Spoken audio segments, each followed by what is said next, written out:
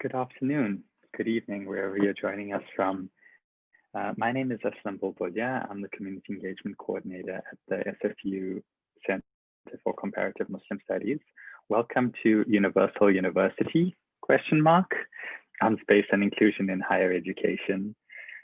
We're very pleased to have Dr. Saladdin Ahmed joining us for this conversation that's been co-presented by the Center for Comparative Muslim Studies, the Center for Dialogue, and Scholars at Risk. Just before we get started, I'm going to invite you to do some Zoom housekeeping for yourself. There's two different options for Zoom on how you view the speakers on the screen. So in the top right-hand corner, you'll see a little view button, and you'll have the option of a gallery view or a speaker view. We recommend that you use the speaker view. It minimizes the amount of attention that you need to pay to multiple boxes on a screen and allows the speaker to have more of your attention. Also, feel free to keep your camera on or off, whatever is most comfortable for you. Having your camera off might also allow you to stretch, walk around, move around without too much distraction or disturbance. And yeah, if you have any technical difficulties, feel free to message IT help, Aretha Monroe, who's on standby to help you with any questions that you might have regarding the Zoom features or anything else that's happening today. Before we begin with the formal program, I'd like to do a land acknowledgement. So for those of you who aren't familiar, a land acknowledgement is part of the protocol of the indigenous people of this land. We begin by acknowledging the fact that we are on, in particular, stolen, unceded Musqueam, Squamish, and Tsleil-Waututh land.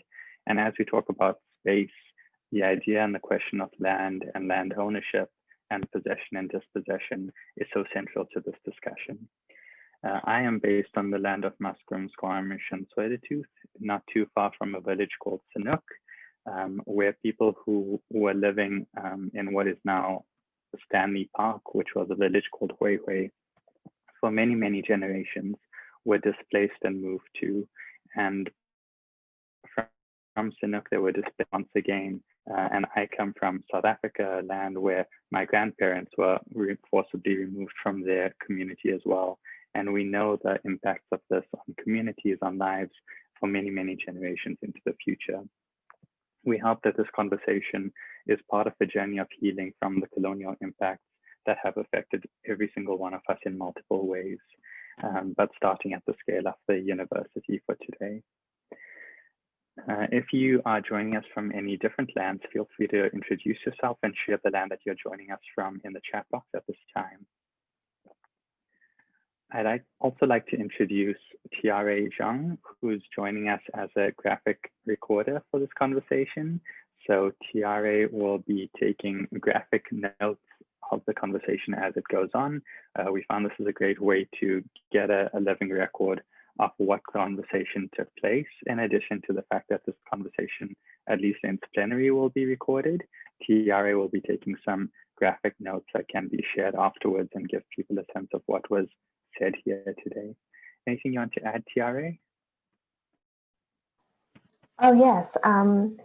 I am really honored to have been graphic recording for events that the Center for Comparative Muslim Studies has put on for the past few years. And I think that you're doing really incredible work in building solidarity. And I just wanted to say that the drawing is really meant to be for you and to resonate with the experiences that are shared here. And so as you can see, I've even made a spelling mistake in the title that I'm correcting right now. So if you have any feedback as we're drawing together, I do welcome that. So don't feel as if it's my art, because it's not, it's something we create together. Thank you. Oh, if you don't see me on the screen, I'm still fully present. I'm just moving around my space for my supplies. Thank you. Thanks. Thanks so much. And if you'd like to see Tiare's work as it progresses, you can pin that screen as well. Just to let you know a little bit about the flow for today. So we're going to have a little bit of context setting from the director of the center, Dr. Azadeh Yamini Hamidani, followed by some solo reflection, and then we'll have the conversation between Azadeh and Dr. Saladdin Ahmed, followed by some breakout groups where as participants we'll be discussing some of the key questions that are emerging from the conversation, and then we'll have some time to reflect back and share back from our group conversations before hearing some closing remarks. So with that, I will hand over to Dr. Alzadeh to share with us some context for the discussion today. Hi, and thank you everyone for being here, for being present, and for joining us. So as Aslam mentioned, I'd like to provide a little bit of context for our conversation today. When we consider the etymology of the word university, we discover an interesting ambiguity. It derives from the late Latin universitas, which is defined as a body of people forming a society, company, community, guild, or corporation. Considering this root meaning, we are faced with a question: who exactly constitutes this body? Is it a community? Is it a company or a corporation? Despite the ambiguity, the word university also contains within it an ideal, the ideal of universality. That is, it should ideally be something that belongs to everyone. But what precisely do belonging and inclusion mean, especially when we consider our history? Let's take our own institution as an example, beginning with the name Simon Fraser. Simon Fraser, a fur trader, established a permanent settlement in British Columbia and the first trading post in the West. He was, in short, a colonial settler. And so SFU, named after this settler, lies on the unceded territories of the Musqueam, Squamish, Tsleil-Waututh, and other Coast Salish nations, who were neither acknowledged nor consulted in the 1960s when SFU was built. From the very beginning, we are at a crossroads. On the one hand, we have an ideal of an institution meant to empower and enlighten. We want to believe that we are part of a noble project that will make the world a better place through knowledge and learning. And yet, the very space we inhabit is the result of a settler colonial project that eradicated, displaced, and caused unfathomable suffering to the local First Nations communities. Our ability to work in institutions of higher learning in North America is built on a history of exclusion of First Nations. Yet this is not the only dilemma we face. Public universities like ours depend on government funding and tuition. Despite these resources, the university also depends on contributions from donors to fund programs and buildings. Take, for instance, the Goldcore Center for the Arts.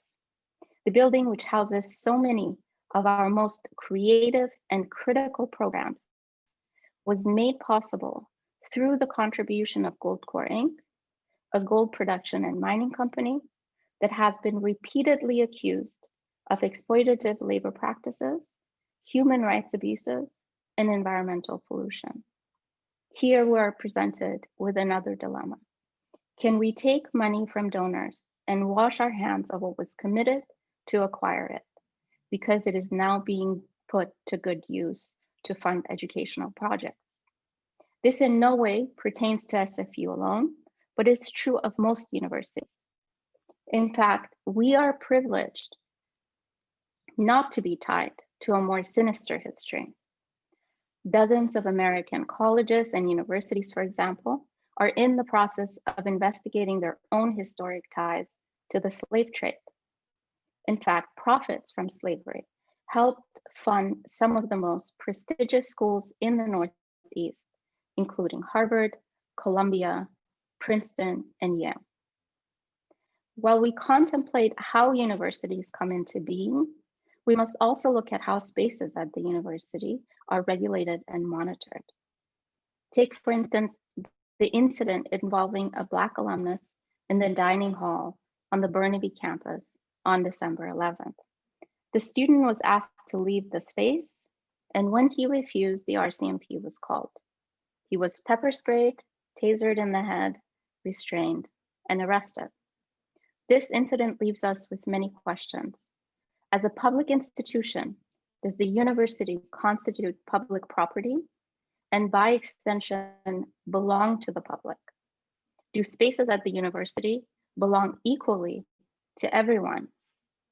And is our right to inhabit certain spaces not only unequal, but also predicated on inequality? So before we move on to our discussion with Dr. Saladdin Ahmed, we'd like to take a minute to learn about what inclusion means to you. So if you could just take a minute to think about it and post in the chat what inclusion means for you.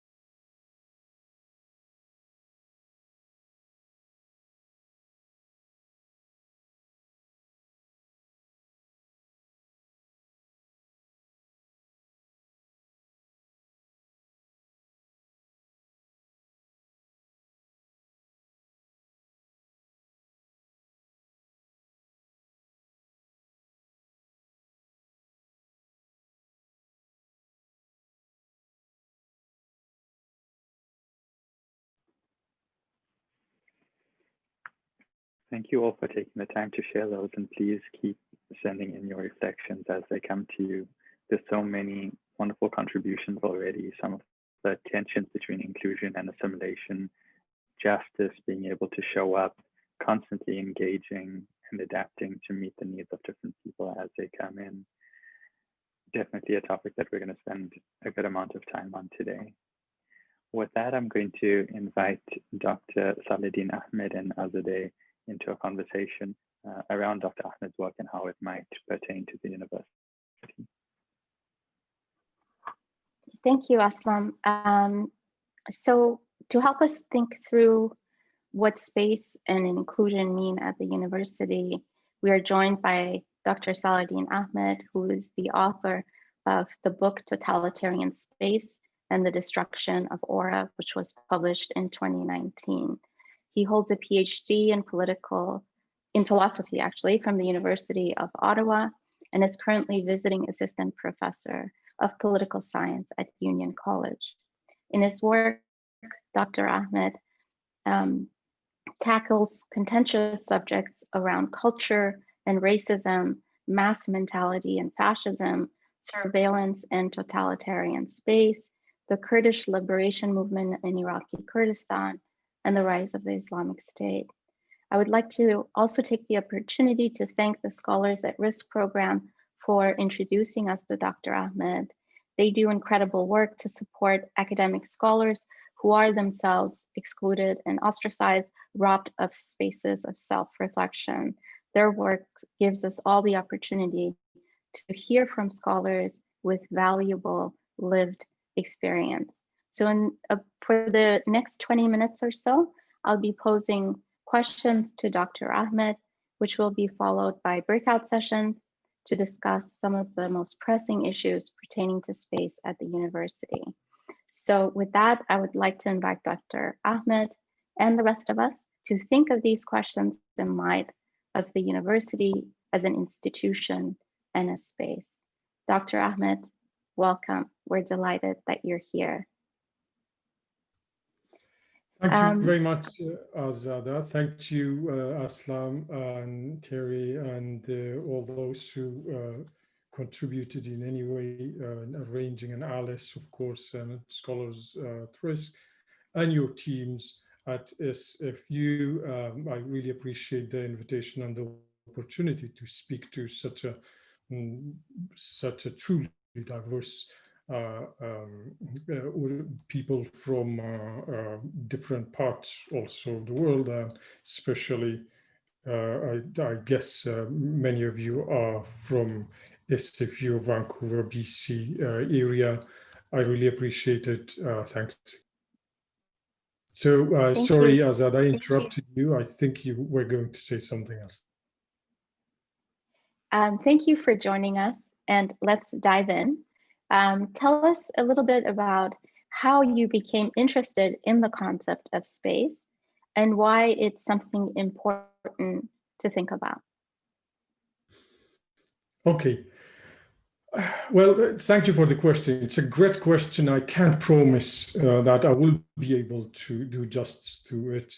I mean, to be honest, I have, until you asked the question, I hadn't even thought about such a major and crucial question, why I became interested in space. Well, perhaps there are reasons for that also, but I'm just going to try roughly to give you an impression of why I became, why I think I became interested in space.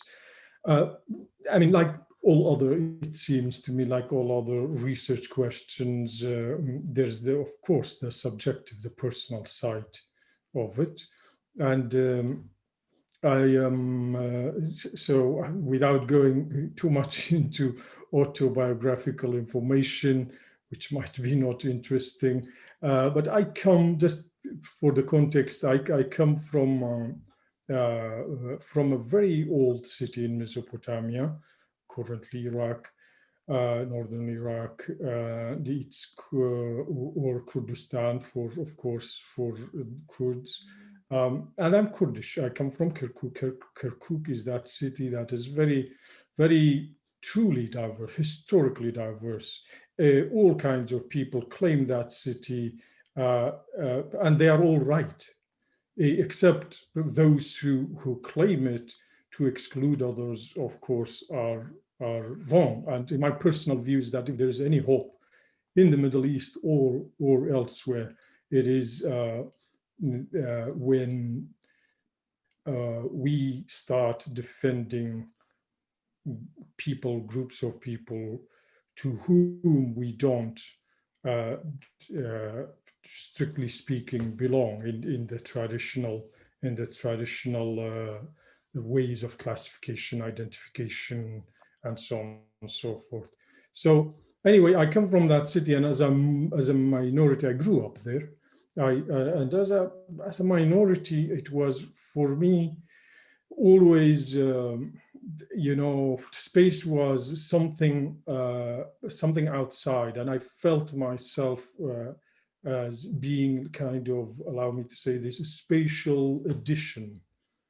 And like, if you want more literary language, I would even like to say spatial wound, like an addition in like an event, an accident, a spatial accident. Much, much later, of course, I left Kirkuk under circumstances, maybe we don't need to go into very political. I was a political prisoner, I escaped, and that was it. I was not during Saddam Hussein's time.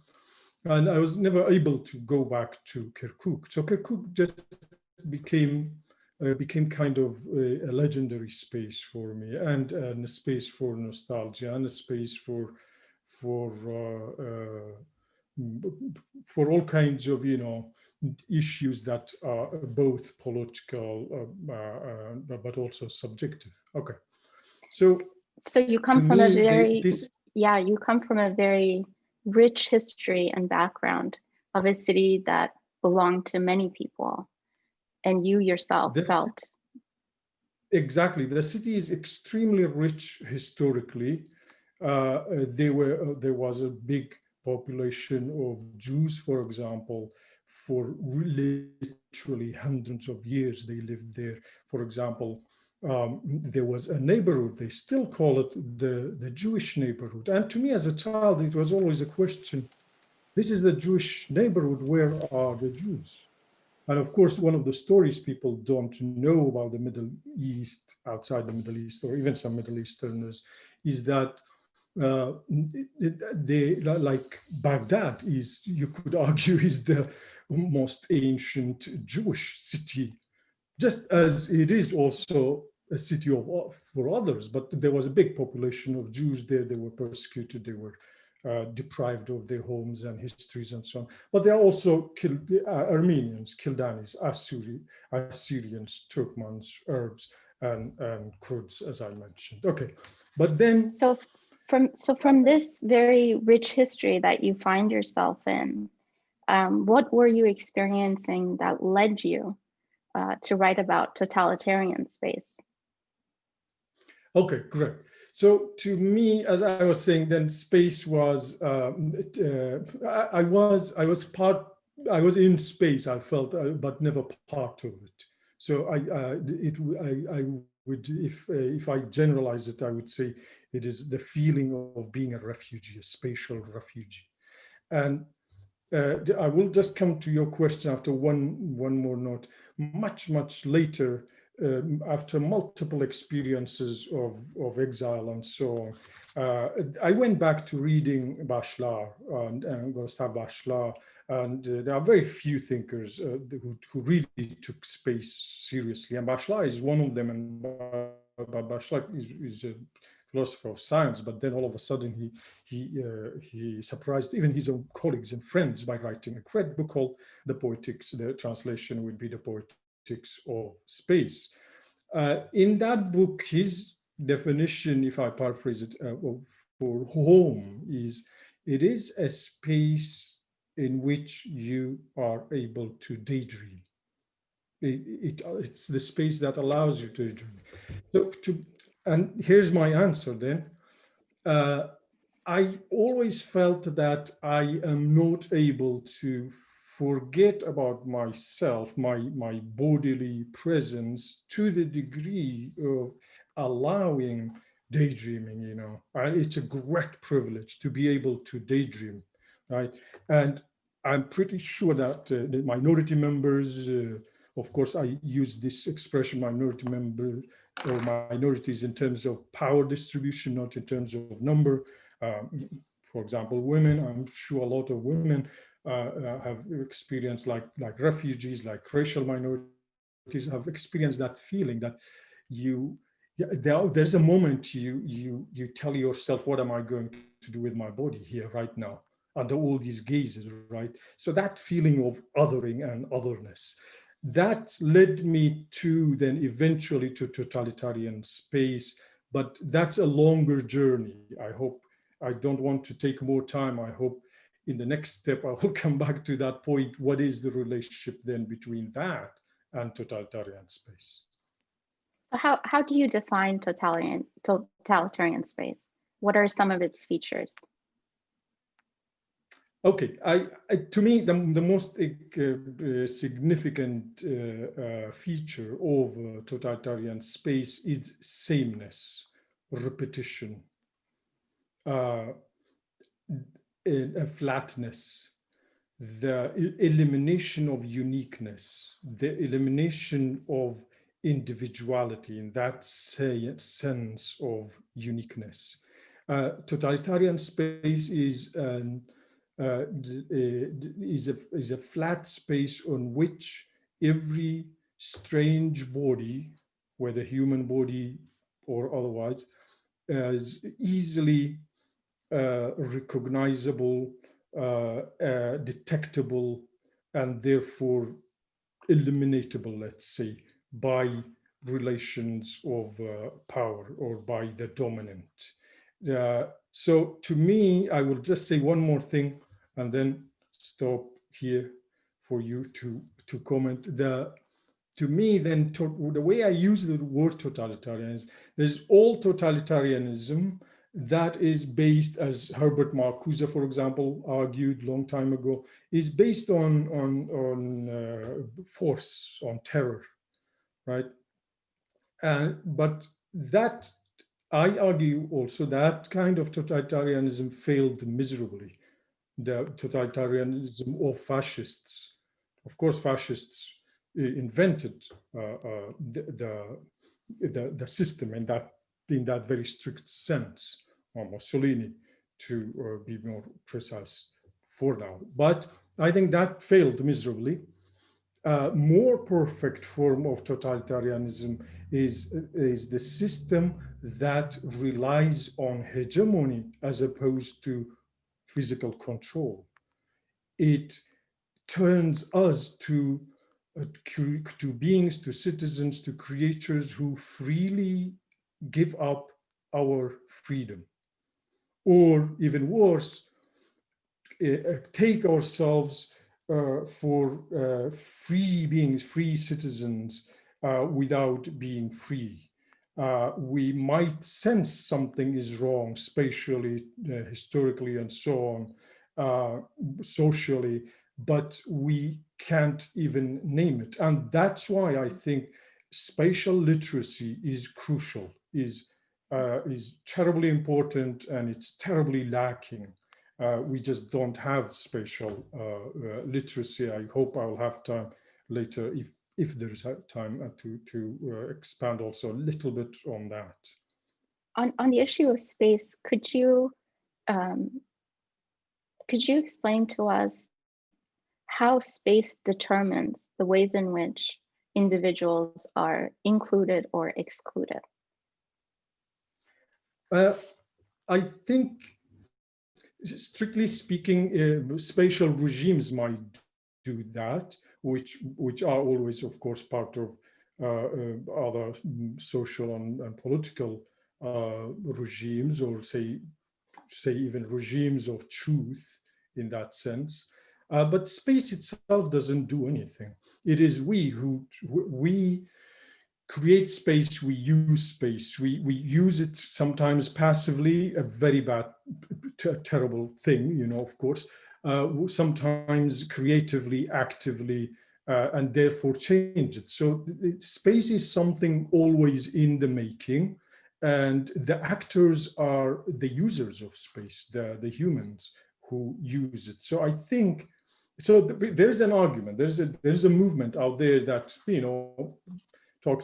writes about the importance, for example, of art in public space and whatnot, and what should we do. I am sorry to say this, but I strongly disagree with that direction. I think all the great artworks of the world cannot turn a space to free space without the users of the space themselves gaining that awareness. And let's remember, fascism was never short of works of art. So I think it is what Lefebvre, a very important French philosopher, I'm sure Azada, you know of him, Henry Lefebvre, wrote about space, and his famous book, The Production of Space. So there, remember, his first element there, his first very important concept is spatial practice, or one of the very important early concepts there. So it's the spatial practice is an extremely important element in the production of space. So can you tell us a little bit about how we as individuals, either knowingly or unknowingly inhabit space that can be exclusive or inclusive? Okay, great question. Here's the thing, the challenge here is that because of the lack of, allow me to say this, the lack of spatial education, spatial literacy in general, it is very complicated. All these questions are complicated. They can't be summarized and really simplified. I'm sure you agree. And just to make the case, I would say the following. Like I will make an analogy, a very basic, simple one. When we talk about history, we are aware of the fact that history by itself, it's not something out there. It can be personified. It is actually our own practices collectively, individually, intersubjectively, and so on and so forth. Space functions on that level, in other words, in terms of the agency, of our own agency, in a similar way.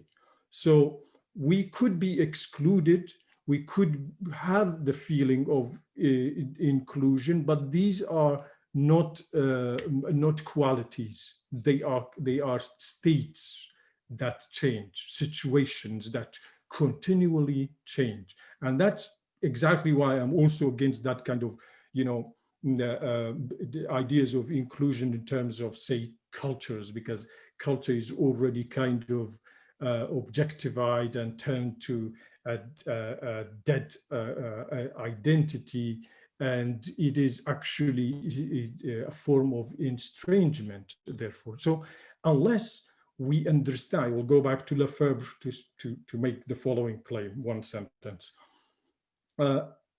Unless we understand space dialectically, it is all useless, really, to think and try to understand how we could have space of inclusion or space of diversity and so on and so forth. I know that's a very strong statement, but what do you mean by dialectically? Could you explain what you mean by understanding space? Yeah, so my emphasis exactly was on dialectics. So dialectical, space is dialectical in the sense of its production, and because it is production, Lefebvre says it's a product and production. So it's a process. It's a process we are continually always involved in, whether we know it or not. Now, another important, just a premise, let's say,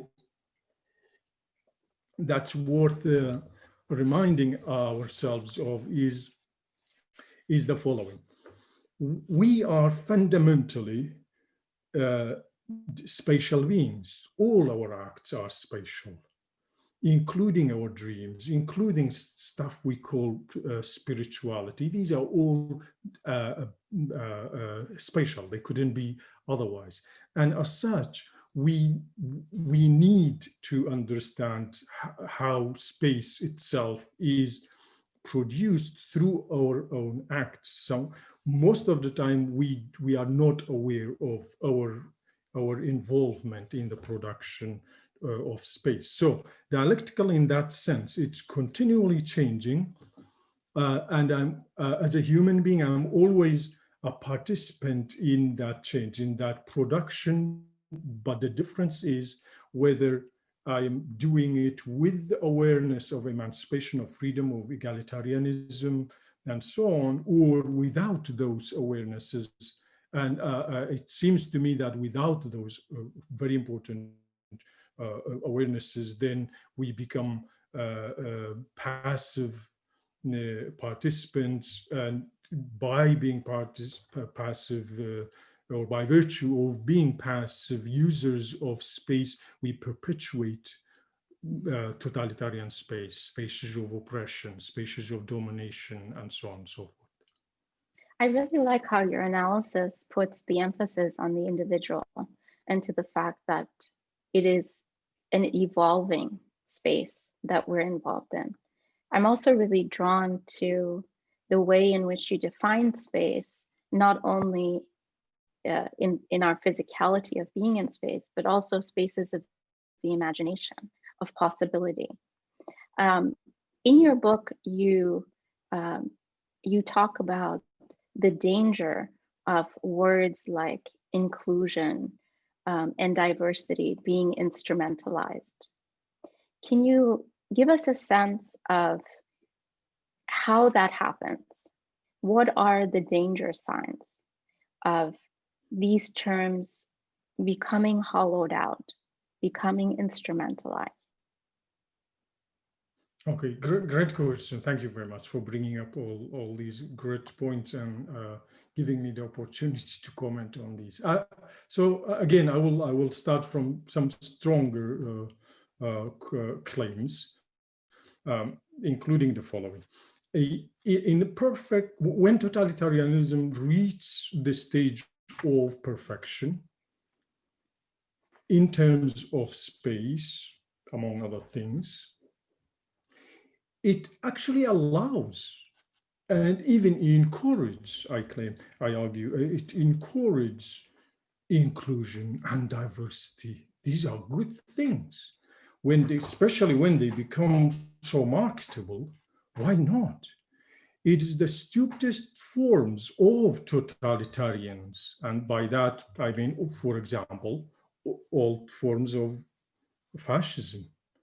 They were exclusionary, they were intentionally exclusionary, and it was part of their slogans, and of course they are still around, and they immediately would other the other, right? So I would immediately feel, okay, I'm not home. The only possibility for me to go on as an othered other is struggle, is political struggle. And I have to create another space. There's no question around. That's why we have great works of art by people who opposed fascism under fascism, right? Now, so then let's make the jump. What is the problem with all this? Well, it is a exclusion through inclusion. Now, to break up that argument, we need time. So I won't even try, but I will just throw around few concepts that I've been working on lately in terms of this problem. Or maybe just an example that makes it more tangible.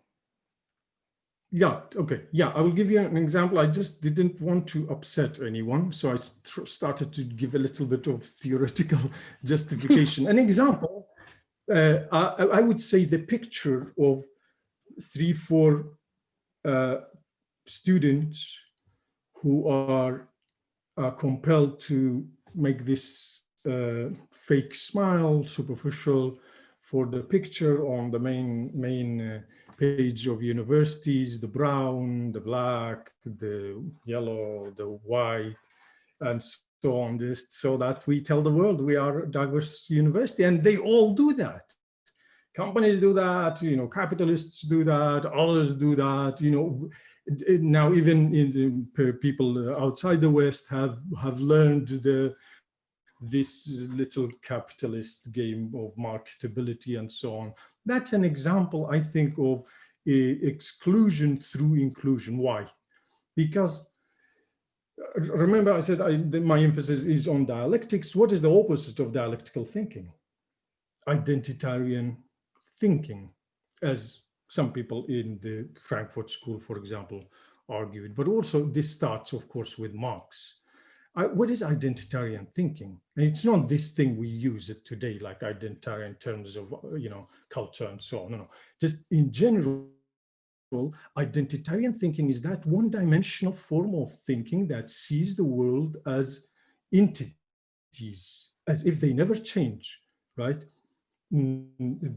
Say whatever, the Asian is just an Asian, forever an Asian, and who knows what that means. And of course, it just in today's world of othering through cultural racism and so on, it is completely reduced to a bunch of stupid images, right? Every other, not just the Asian, the African, the Asian, the Muslim, and so on and so forth, right? So that is the result, and it's not just by chance that you have identitarian also in that meaning. The subjective, so what do I mean before that? A true space of diversity, of inclusivity, must first recognize subjectivity, personhood of the other. Now that personhood is a space of change, of conflict, of thoughts, right? It's right. Any human being, by virtue of human being, has on many levels a crisis of that identity. Remember the old ancient Greek philosophy about who am I? This, seeking truth in that sense, and so. Well, that is all of us, right? But unfortunately, the European racist mindset, not all the European mindset, but the racist European mindset, so only the European as that being that is entitled of personhood. So for a long time it was, here's the model for human emancipation, and then it shifted. No, you leave that alone, leave universalism alone. Now let's talk about cultures and how they're all relatively whatever important, equal, and so on. So it is, in my view, it is another form of Eurocentrism, unfortunately internalized and globalized. But that's the example for me. It is exclusion precisely. Okay, you would say, what's wrong with the picture, right? What is wrong with the picture is that bringing one African American to the picture really means absolutely nothing. If anything, it means a lot of terrible things for the African Americans at large. Because what are we trying to tell the world? Is this one student with the smile, the representative, the ambassador of the continent of Africa and maybe in some ways America as well? No, it doesn't work like that. And by visualizing identity in that sense, we turn it to a commodity and we exile the subject, the human being, the suffering of the human being. A true form of inclusivity would recognize the body of the other, and as a person, as a space of subjectivity and personhood and so on. So yeah, I don't think I did a good job explaining the image problem, but I'm always happy to come back to that. In fact, it is one of my favorite examples, even in my classes. No, I think we've all seen that image and come across it. Before we break out into our breakout groups, could you tell us what it is we can do to ensure that inclusion and diversity are meaningful and not tokenistic? Exactly. Thank you very much. Explained in your example. So how can we ensure that there is substantive change rather than just mere window dressing our problems? Exactly. So my first suggestion would be dropping the terminology and replacing them by actual, I would say, more meaningful terminologies like anti-racism and anti-sexism. Because why do we even talk about diversity and inclusivity if we don't have a problem of racism and sexism and so on, right? And it seems to me, terming them diversity and inclusivity, we just turn them to something, again, positive, peaceful, nice, but it covers the problem. The problem is anti-racism and anti-sexism and so on, and all forms of domination, social, political domination. And unless we address those issues, And that takes, of course, continual political engagement and struggle and solidarity with the underprivileged. You know, talking about diversity in those senses are not going to change much. You know, like exhibiting flags of different countries is not going to do anything to make a space more inclusive. In fact, I think it turns those spaces to even more spaces of estrangement, like violent spaces in those terms I was talking about, for example, in terms of daydreaming, in terms of subjectivity, intersubjectivity, and so on and so forth. So my first suggestion would be talking more courageously and honestly about the problems which are racism, and therefore the struggle would be anti-racism, or sexism, therefore anti-sexism. That would be, and then we can talk about how to do that. It's all, but I mean, by all means, it's a very legitimate question. I think that's a great moment to break out into our breakout rooms and to have a discussion, and we'll come back after about 15 minutes. Great. Thank you. Should I also join one group? Is there a designated group I can, or should I? Yeah, I think it's randomized. So you will be just put into a group.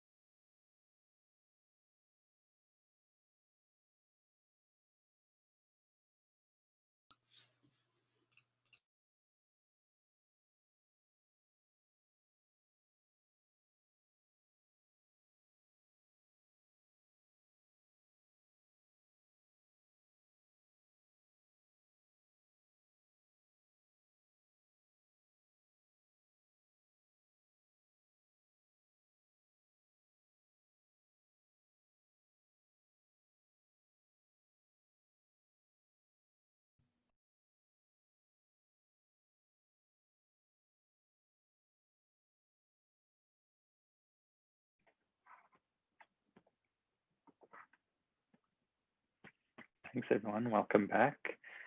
We're going to ask someone from each of the groups to give a quick report back on what was discussed in their group.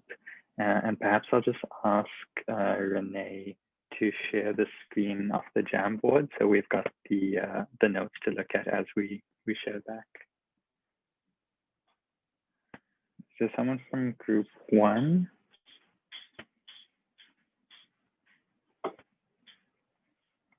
Azadeh, do you want to share back?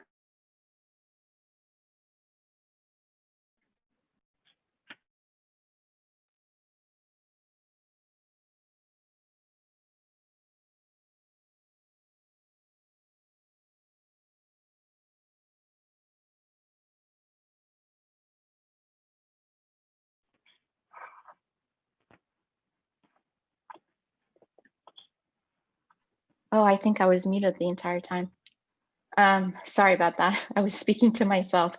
So we had really great contributions in our group, and I'd like to open the floor to the speakers. Adil, would you like to start us off?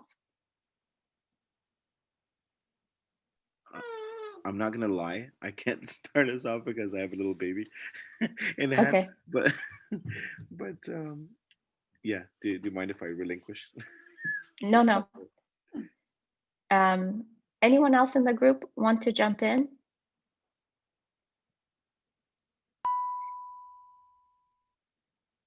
Okay, so I'll if no one wants to take over. We had some feedback And one of the group members said that she's taken aback when she's asked where she's from, and she considers herself Canadian. She was born in Hong Kong, and then she's asked again, no, but where are you really from? And she shared with us that that's always something that takes her back a little bit. We had one group member who has experience working for a nonprofit and working with students with intellectual disabilities. And she noticed in her work that there's many assumptions that are made, and that, you know, once there's this experience that once educators are asked to modify something that they do, that there's this pushback, and that there's this sense that no one's really thought about being around someone in their class who has this label of having an intellectual disability, so that there is this lack of understanding and engagement on their part. From an educator himself, we had the feedback that racial and identity-based inequities at the university are present, and that there is a certain danger of assuming that the status quo is inclusion, or that there are certain prototype students, and that anyone who does not fit can feel like they don't belong. So that, again, this notion that this is an ongoing work, this is an ongoing struggle of creating a space of inclusion, that this is not just something that that comes without saying, and that there is an uphill battle really in dealing with issues of inclusion. We had another group member who talked about the prototype of inclusion being very white-centered, and that there's a certain danger of holding on to the illusion of democracy and inclusion as the status quo. So it was a very rich discussion, and I'm very grateful to all the group members who spoke out. Dr. Ahmed, would you like to respond to some of the points that were made? Thank you, Azad. I think those are great points. The only thing I just want to quickly relate that, or link that to one of the questions we were dealing with. It was one main question, but then the discussion kind of turned it to multiple questions. And if I were to rephrase one of those subject matters, I would say, in form of a question, would be, can we talk about, even in theory, in principle, of a capitalist space that is inclusive? And unfortunately, my answer is no to that question. Capitalist space, no matter what you do to it, how we decorize it, we do, you know, the language and so on, of course, there are differences. And personally, of course, I prefer, don't get me wrong, I'm not one of those. I do think still capitalism is more progressive than, you know, say feudalism and everything that came before, to use the typical traditional Marxist classification of history, with all its problems. I acknowledge that. But can we have a capitalist space, or space under capitalism, that is actually inclusive? I don't think so.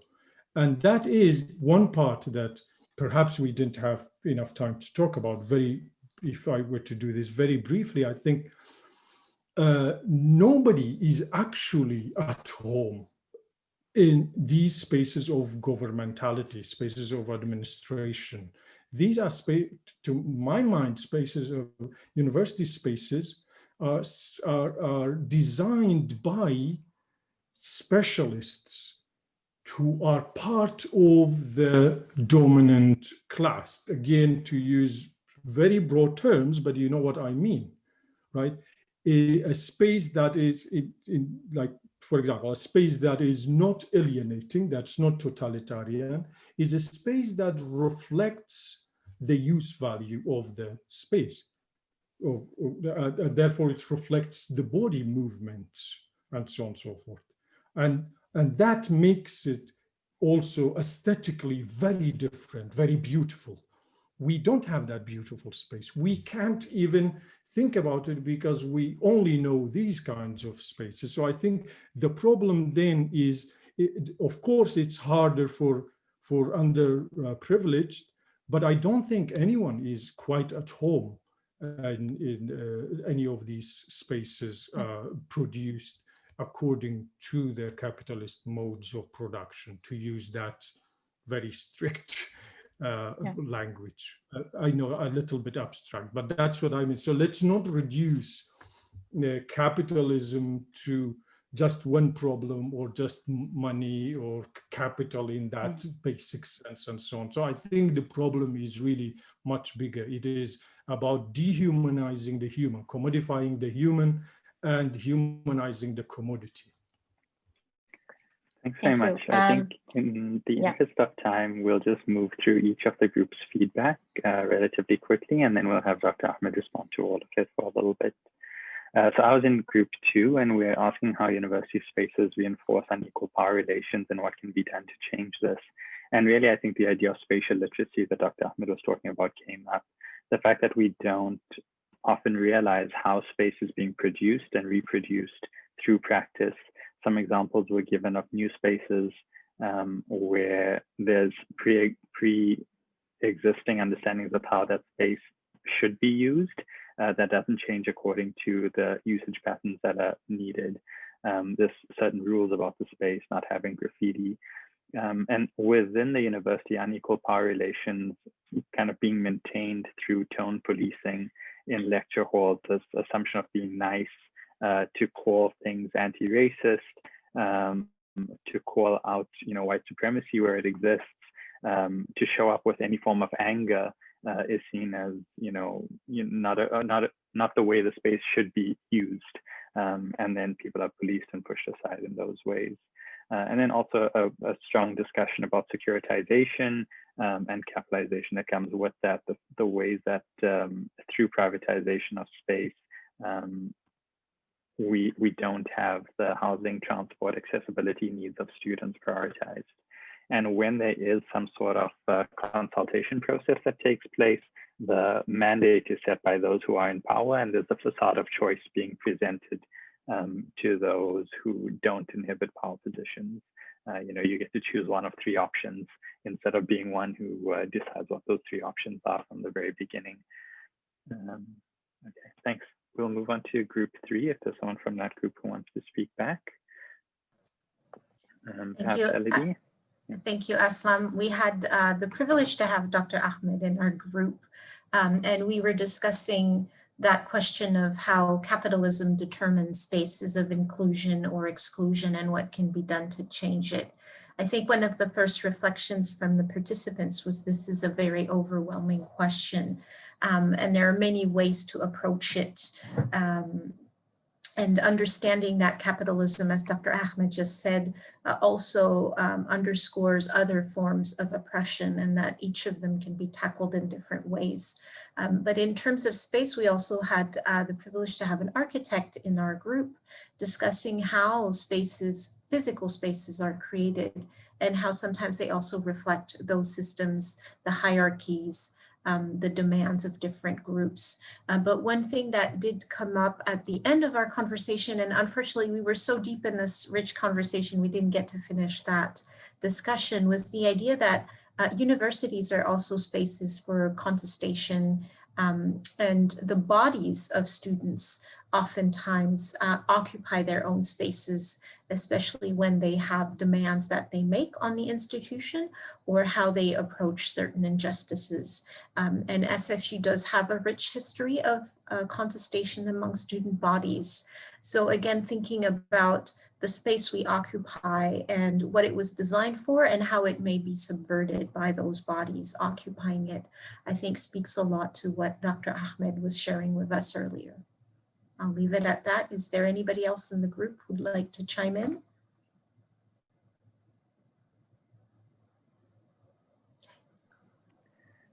Thanks, Elodie.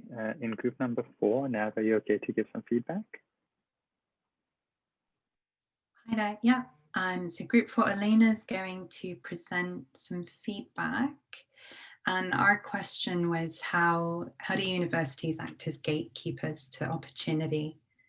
Thanks, Elena. All right, hello, I'm Elena.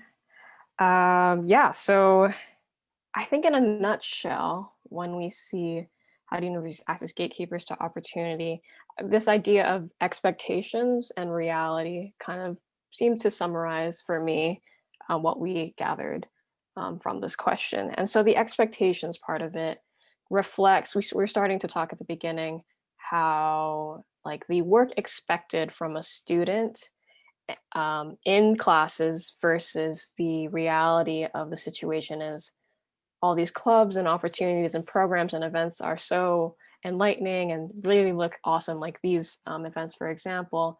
And yet that balance of being able to be a student, but also be a learner and actually go through these opportunities there seems to be some tension.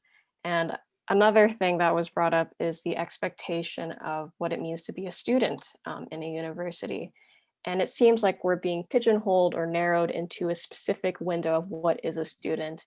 Can it be an individual with disabilities?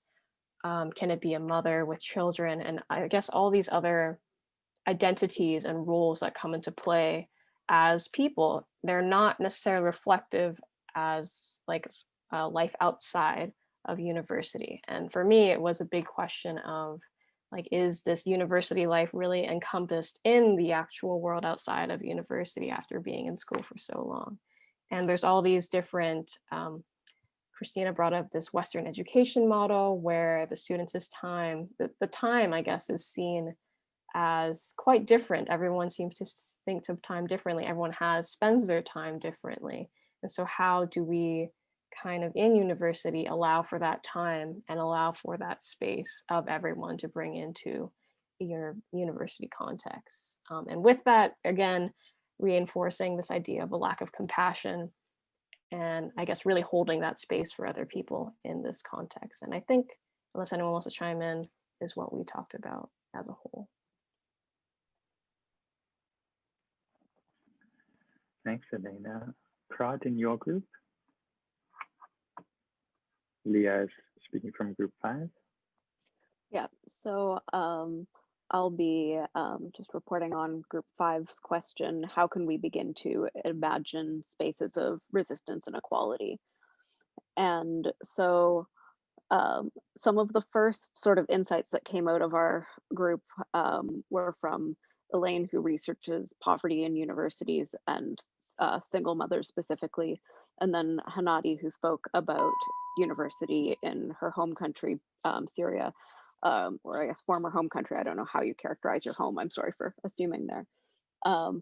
But that it was free in Syria, and here university costs so much money. So this intersection of what it means to have money here being really important, which is an interesting connection to these previous discussions about capitalism.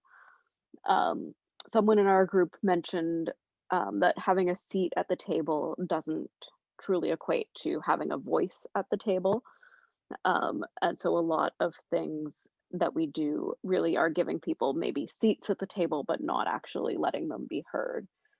And the discussion in our group with this question starting with spaces of resistance was really so fundamentally different from what we saw in the chat responses that opened this whole session, which were a lot more like nice things that someone could include in, you know, a marketing brochure, you know, openness and access and stuff like that.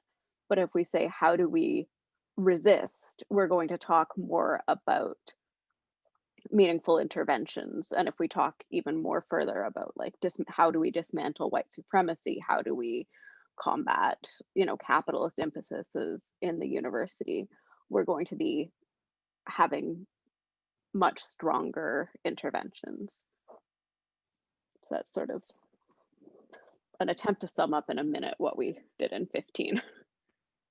And thanks, Elaine, for sharing more about your specific research there. Thank you, Leah, and thank you, Elaine, as well. And finally, from the group number 6, Alice. Hi, thank you. We had a mixed group, which was interesting. Our question was, what advice would you give administrators to make SFU more inclusive? And our group actually did have a blend of SFU students and administrators, so that was very interesting. So I want to share what was brought forward by folks who are part of the SFU student experience. One was the experience of applying to SFU, and that the suggestion is that the folks in the admissions office should not have access to anything that may be identifiable. They should only have access to credentials, things like letters of intent or transcripts, etc., to ensure that we aren't excluding or discriminating against folks based on identifiable information or potentially identifiable information. As well, another person experienced, I thought, what would be a good example of exclusion by inclusion, which was applying to SFU as an international student. So international folks are encouraged to apply to attend SFU, but then are required to pay more in tuition. So I thought that was a wonderful example of what it feels like to be included or excluded by way of inclusion. So the experience of a student at SFU, what you receive would be the same, however, they had to pay quite a bit more. And that exclusion didn't stop once they actually moved to Canada, by being excluded from workforce because not having PR, et cetera. So this inclusion exclusion piece, I can now start to really see it through examples. Some of the comments that were brought forward by administrators included,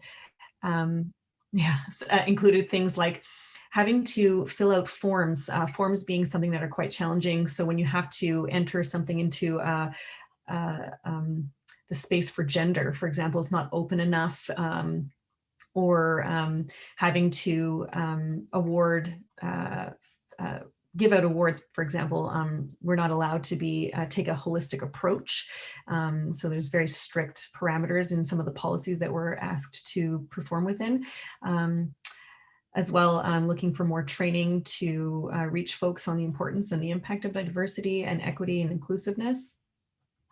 We talked about, as administrators, we need to really understand and acknowledge the position of power that we sit in, and then exercise that within, where we can and when we can, to push back against these policies and not just to accept them uncritically.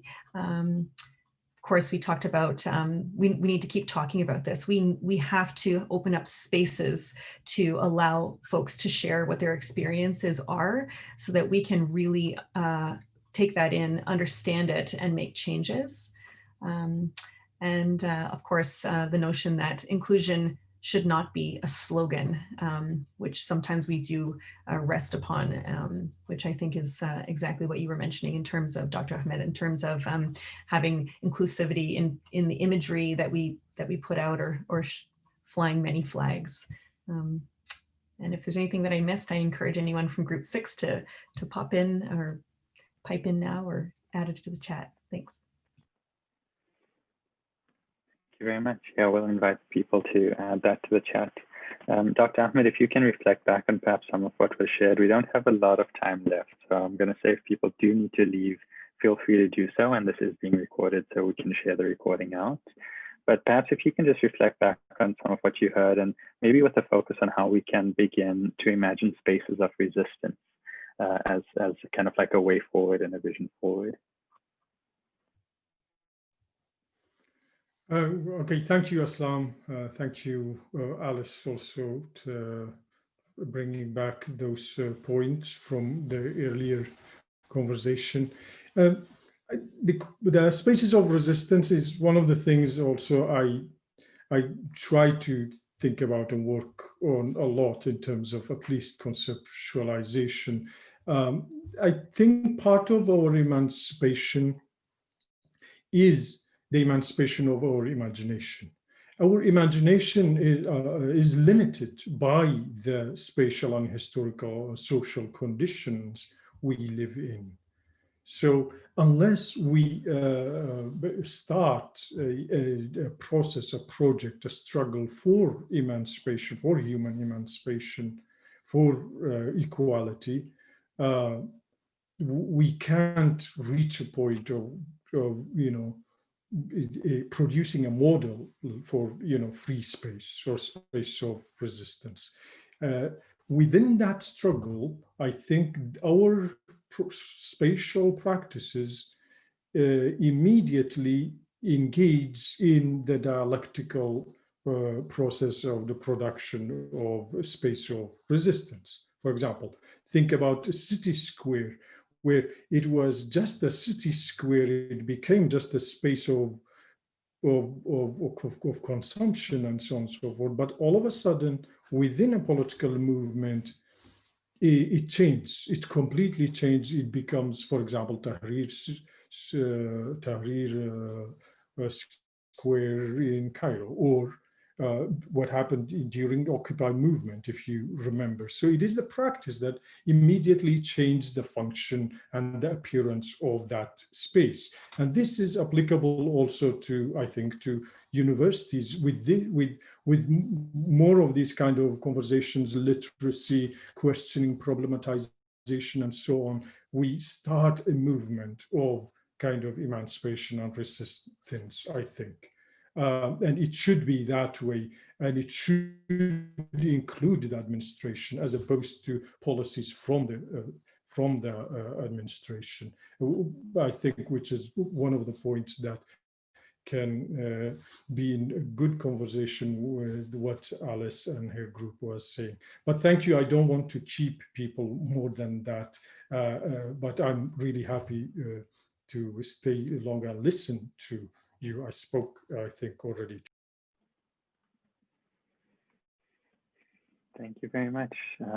We can ask Thierry just to give us an overview, a little bit about what has been heard today before we move into some final closing and thanks.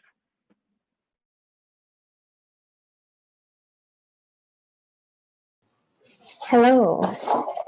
So I just wanted to highlight a couple things. Here, I think that it's really important to share some of the stories, and that's all part of taking on courageous honesty.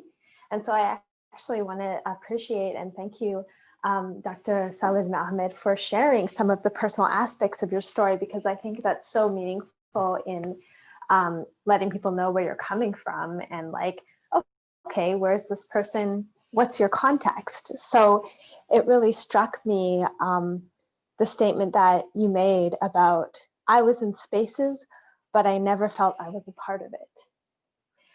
And then the history of colonial settler spaces that create that dynamic for people stripped of institutional power or designated as other. And so this image here is meant to speak to that. Here we have the prototype white male academic scholar, some sort of institutional building crushing the landscape and the trees.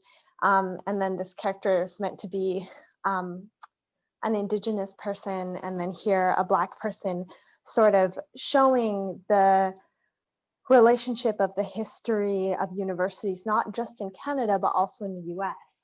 And so I think that that was valuable, weaving some of those stories of different totalitarian spaces where hegemony is a more effective than physical force, and uniqueness is detectable and eliminatable. And so here, this image that is taking place here around courageous honesty, I was kind of inspired by a metaphor that I've seen used by a lot of Indigenous land defenders of the snake eating its own tail. And like, that's an image that I come to associate with capitalism, with sexism, with racism.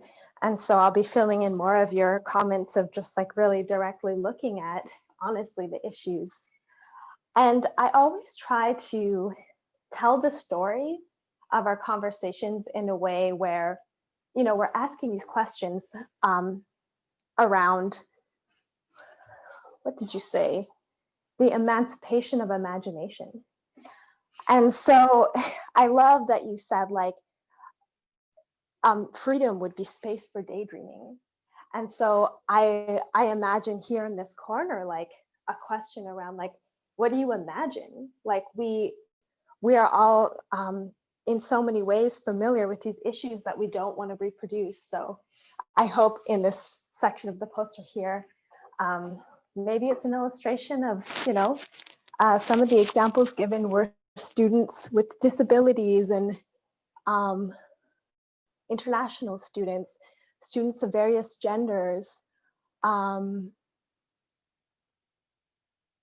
Yeah, like a group of a variety of students, like, you know, interacting with the land in an intentional way. I don't know, but I think that the next, I love that invitation in naming these issues is also to like reclaim our imaginations, and that there's power in that. So thank you so much for inviting me to witness and reflect on what all of you have brought today.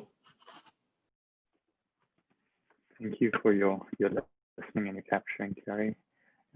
Azadeh, final words? I just want to really thank everyone for taking the time to be here and for sharing your stories. As you can see, we've really just scratched the surface, and I really hope that we can have more conversations and more of these events. Dr. Saladdin Ahmed, thank you so much for sharing your thoughts with us and your story. I'd like to close today with some hopeful thoughts. For the first time in SFU's history, we have a woman serving as president.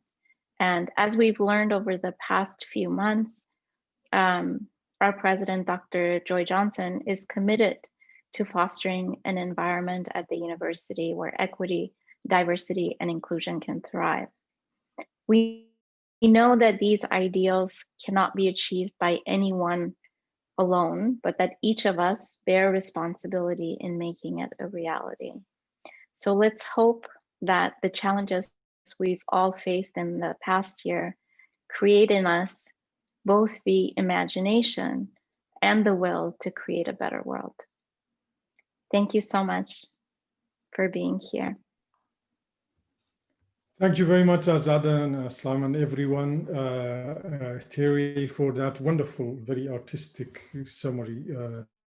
You made me feel that what I do actually has more value than I think. So that's very nice. Thank you, everyone, Alice, Aslam, everyone, and all the people who attended and stayed so long. Thanks.